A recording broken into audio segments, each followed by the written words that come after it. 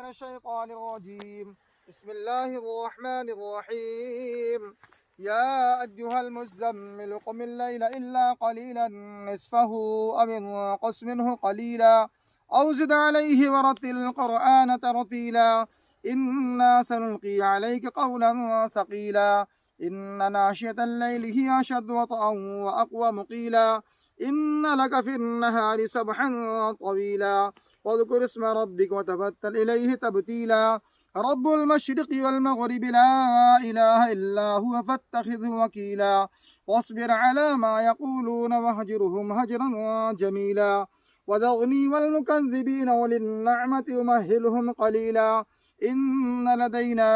أنكالا وجحيما وطعاما ذا غصة وعذابا أليما يوم ترجف الأرض والجبال وكانت الجبال كثيبا مهيلا إنا أرسلنا إليكم رسولا شاهدا عليكم كما أرسلنا إلى فرعون رسولا فعصى فرعون الرسول فأخذناه أخذا وبيلا فكيف تتقون إن كفرتم يوما يجعل الولدان شيبا السماء منفطر به كان وعده مفعولا إن هذه تذكرة فمن شاء اتخذ إلى ربه سبيلا إن ربك يعلم أنك تقوم أدنى من ثلثي الليل ونصفه وثلثه وطائفة من الذين معك